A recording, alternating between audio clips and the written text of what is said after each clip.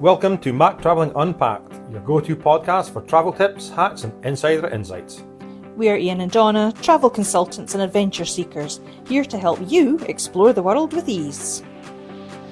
This is episode 3, and in this episode we've decided to take you on a bit of a bar crawl through some of our favourite bars in Nashville, Tennessee. That's right, it's a special place with quite a few memories, as are most places we go to.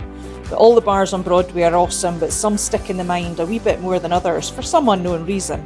So if you know us, you'll probably guess why. We'll be sharing some of the best bars, certainly for cold beer and country music, a few good food options, and of course those top tips you'd expect as we unpack Nashville.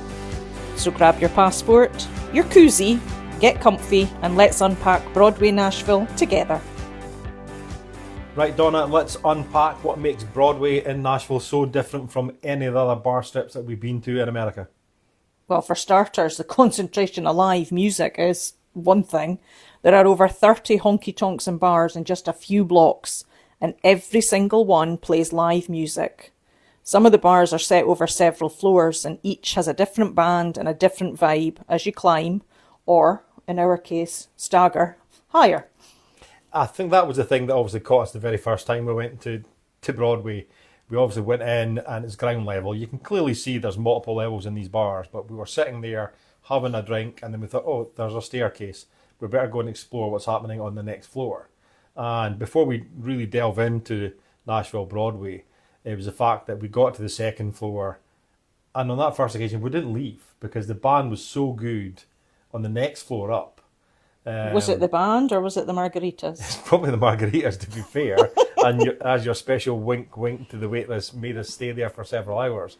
But it's the fact that you go there thinking you're going to be on the ground floor, grab a drink, go to the next bar, grab a drink. But for us, that first bar, it was a case of, it was just so exciting for us. But the fact that we decided to go and explore, and we found one of the top tips definitely for anybody going down Nashville is go in. If you don't like the bar, if you don't like the band that's playing on that entrance level when you go into any of these bars, move on upstairs. Don't move on down the block. Literally go upstairs as don't be scared. Have one drink, move on. Yeah, no, it's great. And obviously, the bars aren't just rowdy at night. Now, these bars open for music from about 10 a.m. in the morning, and they keep going till about 3 a.m.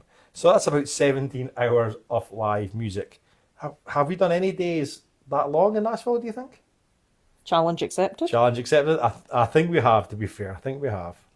But I think what sets Broadway musicians apart is the quality of their musicians. I mean, they're not just random cover bands, are they? No. They're incredibly talented artists in their own rights with their own careers. Yeah, absolutely. So it could be the fact that the bartender who's serving you that beer might actually have a record label. Or the guy playing a guitar on a random Tuesday afternoon might be writing hits for a major country star on a Wednesday. You just never know. And all the bars, in our experience, all the bars on Broadway are free to enter. There is no cover charge. Although we haven't been to them all yet. Not yet. Yet's a big word, is it? But these musicians, they make their living on tips. So when you go, remember to bring cash, and more importantly, your ID, or you may not get served. Yeah, but a baldy head does not constitute ID, does it, Ian? Yeah. One of the very first experiences of us in America was getting it ID'd, and I literally lifted the hat I was wearing to show the female server my lack follically of hair, challenged, to suggest that me having no hair made me obviously over 25. But no, the stern look from the supervisor wasn't great. So whatever you do, no matter how old you are, take your ID because you never know which bar is going to get you ID'd. So, but ultimately, Nashville has that infectious energy that certainly makes even non-country music fans fall in love with Broadway. So that's right, non-country music fans. Nashville is the home of country music. But don't be fooled, as you go down Nashville, there is music to suit all tastes. It's impossible not to have fun.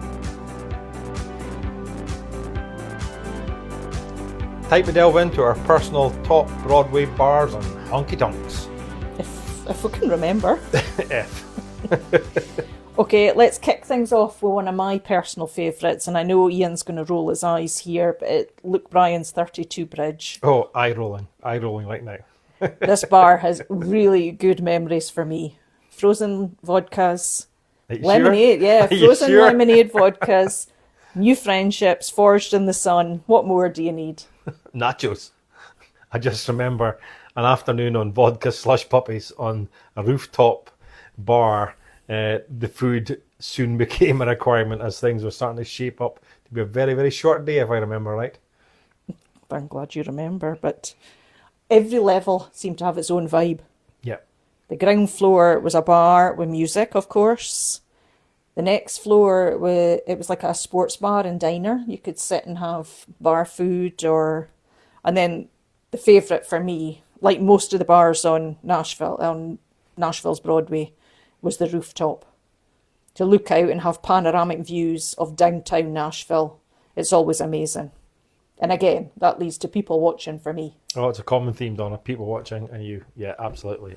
But Luke's definitely raises the bar for celebrity establishments. So it's Luke Bryan, 32 Bridge. You got to go and see it. So after we've stumbled or staggered out of there, it's into the stage on Broadway. This iconic spot has a giant mural of Johnny Cash. That's right. Yeah, and it's been featured in many music videos and TV shows. Yeah, they certainly focus on classic country with a little bit of southern rock there. Again, all these bars have multiple floors. So again, whatever your vibe is, just check out all the floors. The beer is certainly cold. The crowd was super friendly when we've been there, and there's always been a killer band every time. I highly recommend the margaritas in the stage. Oh, is this a Donna top tip? I think. So as well as a friendly crowd, the staff there were just as accommodating. I found that a wink or a nod was all I needed to get almost one-on-one service the afternoon. I later regretted it though. You did regret it. Oh, did I regret it? With full photo evidence of your glasses looking a little bit squint at one point. But yeah, it's definitely... Let's not go there. Service was outstanding. We're not going there, but we'll go back to the stage. The bar was great. Next, we'll head down towards the Cumberland River at the lower end of Broadway to the Whiskey River Saloon. Now, this for me is a favourite spot, mainly due to its spacious size. A lot of the bars on Broadway are older buildings, which make them quite compact, but certainly the Whiskey River Saloon, loads and loads of space.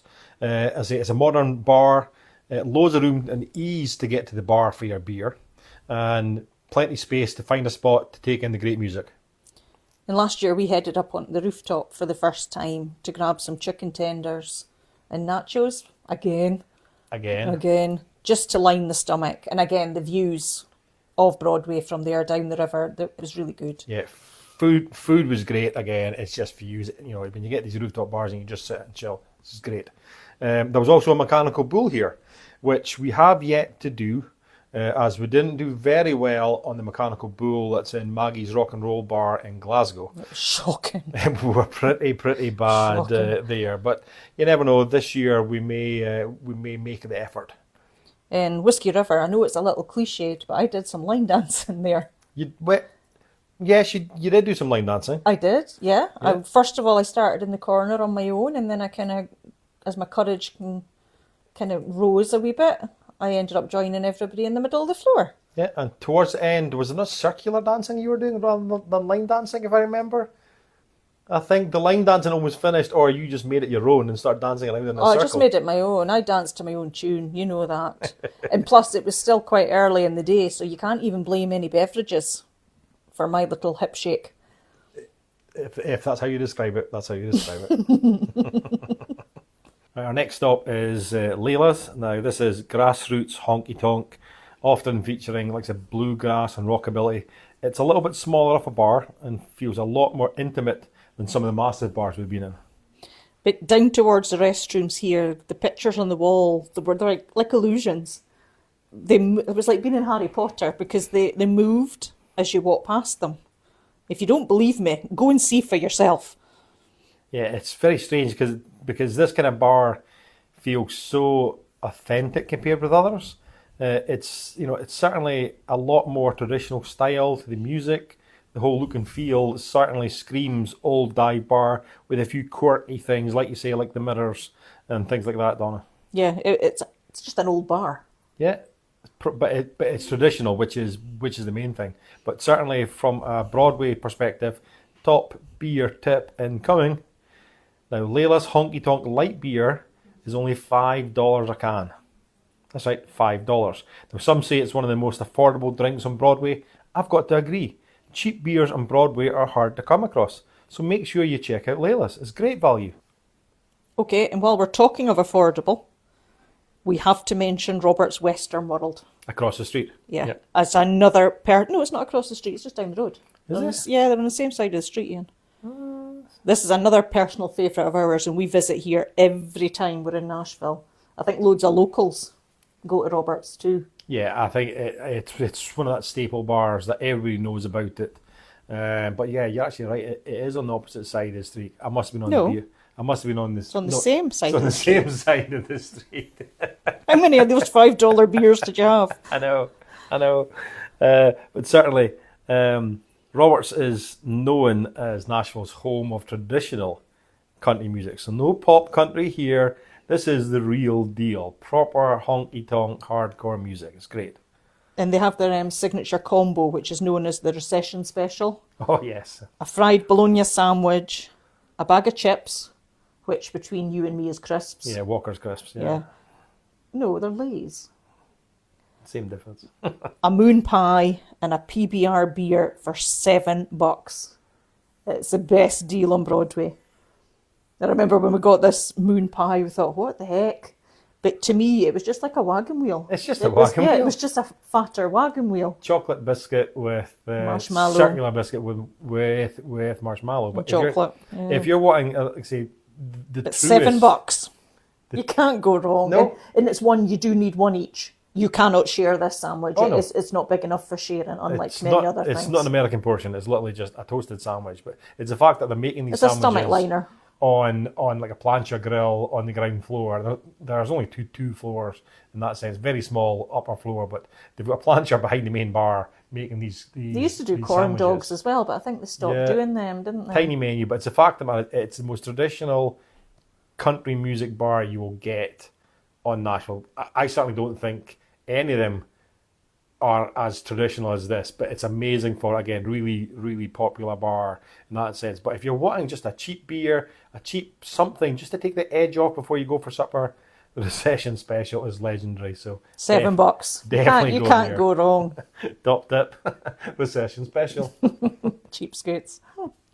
Next, we line dance a couple of doors further up Broadway to Tootsie's Orchid Lounge, which, with its distinctive purple exterior, Donna, Tootsie's is perhaps one of the most famous honky-tonks in Nashville. I would agree with that. It opened in the 1960s, believe it or not. Yep. And it's hosted everyone from Willie Nelson to Patsy Cline. The walls are covered in memorabilia, posters and signatures from famous visitors over the years. Yeah, this certainly obviously is one of the most famous bars, obviously, on Nashville there. But I've got to say, I was a little bit disappointed. Were you? Yeah, I'm not really sure what I was expecting, but the music was, to be fair, middle of the road at best. The whole vibe, the atmosphere just didn't appeal to me personally. It was really just a one beer and move on situation. Sorry, Tootsies, you just weren't for us. Maybe next time. Okay, we've mentioned Luke Bryan's 32 Bridge, but Broadway hosts many celebrity bars and more are opening all the time. Some are better than others, so let's unpack a few, Ian. Okay, well, so we'll start off with All Red. So it's Blake Shelton's spot. It's directly opposite Luke Bryan's. And if you're certainly visiting during CMA Fest, which is in June, All Red normally gets rebranded as the Spotify House. So the sound system and stage setup is really good. I would say it's probably some of the best there is in Nashville. Yeah, I would agree with that. The quality of the musicians, certainly, the quality is there. A lot of the bars you can go through, and you can tell good musicians, good bands from the others. But certainly, every time we've been in All Red, the bands are of a really, really high caliber. Yeah, but I think the only downside to All Red is the drinks prices. Oh, that's right, yeah. Yeah, I think they're a wee bit pricey, a little bit steeper than most venues. Yeah. But having said that, I mean, it goes against the grain when you're in Nashville though, but it means that you're drinking slowly. Yeah. Or having one and moving on. Yeah, definitely. I think the average round that we were getting, after tips were $20 odd, and when we first went into Old Red, it was like $30 odd. Yeah. And I thought, Christ, this is 2 drinks. Mm-hmm. We're not going to be in there for very long, which we weren't. But certainly, quality food, quality drinks, amazing bands. So if you're happy to pay the premium price for their alcohol, then by all means. We've now visited 3, I think it is, Old Red bars. Nashville's obviously got 1, which is the first one that we were in. We went in one in Las Vegas recently. We did. And I would say that was one of the better ones. Yeah. Probably just because the balcony there, it overlooked the Bellagio fountain. Yeah. Do that another. We're not going to get waylaid. No. That's for another podcast. If you like your music bars and you just happen to be in Vegas, hit Old Red and you'll get the Bellagio show just across the street. And the last one that we were in just recently was in Orlando. Slightly less oomph about it compared with the other 2, but nevertheless, same format. So great. There are plenty other Old Red bars kicking about, so I'm sure we'll come across 1 or 2 others on our travels. We will, because Old Red is a great bar, great music, just maybe a little bit rich in monetary terms. Yeah, I agree. But that's maybe us just being cheap. Next up, we've got Garth Brooks just opened his bar last year called Friends in Low Places and Honky Tonk. Now, it's described as his signature dive bar with an atmosphere with premier sound. Now, Donna, does that describe the bar that we went into? Do you want me to be honest? Oh, I think so. I didn't think much of this bar. No, I agree.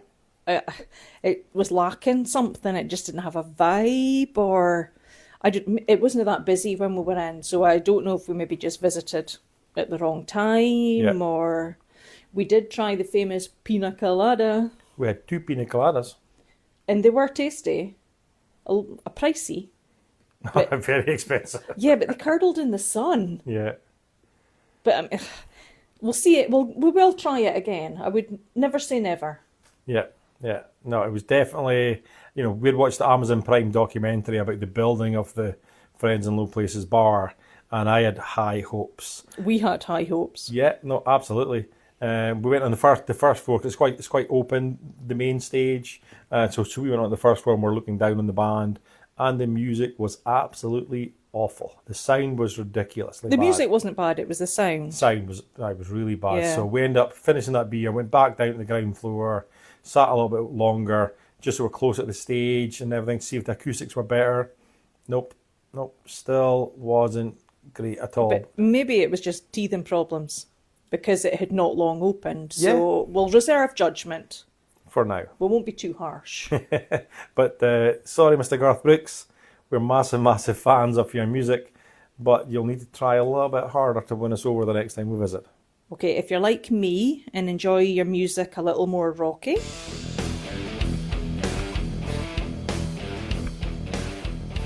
head to Kid Rock's big ass Honky Tonk. You can't miss this bar, can you? No. About 3 floors of pulsating music, windows open on all sides, and it looks like people are hanging out the windows. It is so busy. You can hear it before you see it. Yeah.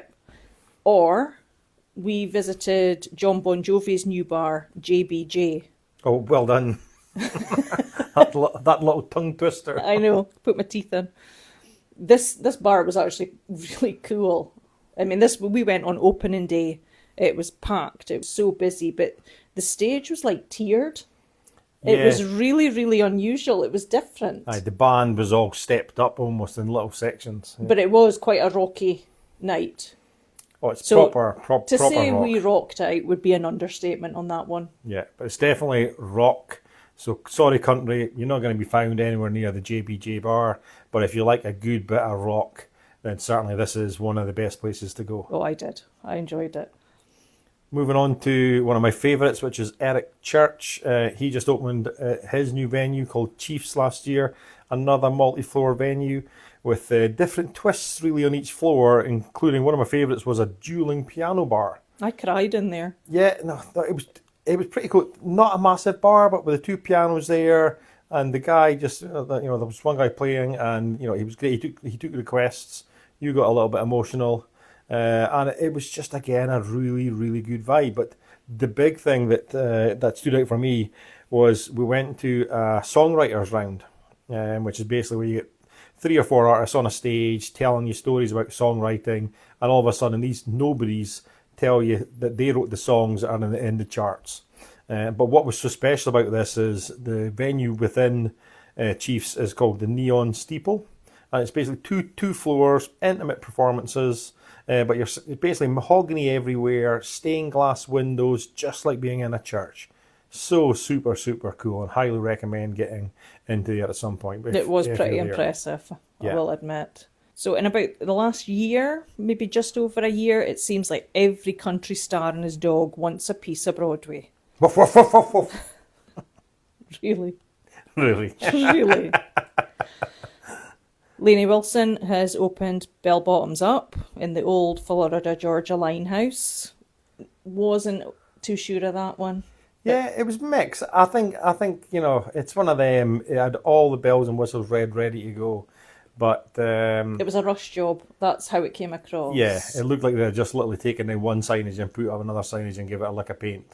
It wasn't as much imagination in there as we expected.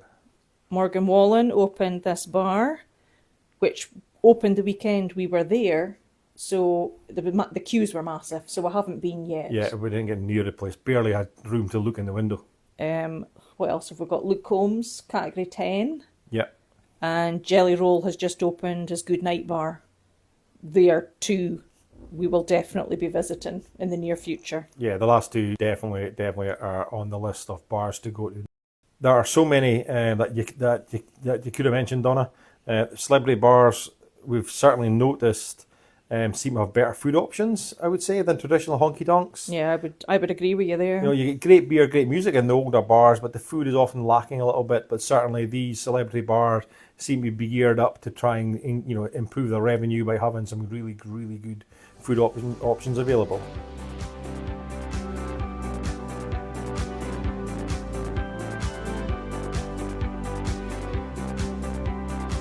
So let's finish up with some rapid fire quick tips before we wrap up. Donna, you want to get us started? Okay, I'll go with tip number 1, and this is a do as I say, not as I do, but pace yourself. So many bars, so close together, it is easy to overdo it. So alternate alcoholic drinks with water. Stay hydrated, what's people. What's that last one? Water on Broadway. Stay hydrated. Yeah, absolutely. Tip 2, jumping straight in, is bring cash for musician tips. Now, the bands deserve $5 to $20, and tips is quite customary there, especially if you're making a request. They'll be looking to get a little bit more. Big numbers, you find that a lot of the bands will have a certain type of song because of the type of band they are, and often you can pay up to $100 for that song. So be careful as to what you're asking for. But if they're wanting $100 for a song, they'll often say that if someone pledges $100, we will play X. Yeah. So no, it's good, but whatever you do, make sure you've got lots of $1 bills also to make sure you're tipping the staff. Okay, tip number 3, don't forget to eat. You need to line that stomach. And luckily enough, most bars do serve food. However, still on Broadway, Mellow Mushroom Bar serve absolutely amazing pizzas. Highly recommended. Yeah, no, it was great. It was absolutely great. Tip number 4, don't try and hit every bar in one night. You would be an impossible. Idiot if you did, and certainly impossible. It's impossible, or you'd be dead. Yeah, I would say so, because there are so many there. Broadway is best experienced over many nights, not just the one. And our final tip is weeknights are less crowded than weekends. So if you want more space to boogie, shorter lines for drinks, why don't you try visiting on a Tuesday or a Wednesday?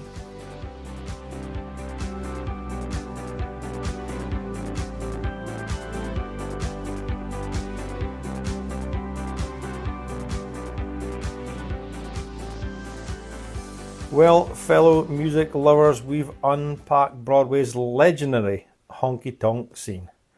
From traditional haunts to celebrity hotspots, Broadway offers a musical experience unlike anywhere else in the world. We want to hear from you. Did we miss your favourite Broadway bar? If so, let us know in the comments. So we've delved in, and that's a wrap for this episode of MacTravelling Unpacked. We hope you've enjoyed it and picked up some great travel tips and inspiration for your next adventure. If you enjoyed the show, don't forget to like and subscribe and leave us a review. It really helps more travel lovers like you to find us. For more travel highlights and tips, follow us on TikTok and Instagram at MacTravelling. And if you're ready to plan your next trip, we're here as your trusted travel consultants to help. So until next time, keep your passport handy, your bags light, and your excuses for another holiday ready. And remember, airports are the only place where drinking at 6 a.m. is socially acceptable. Safe travels.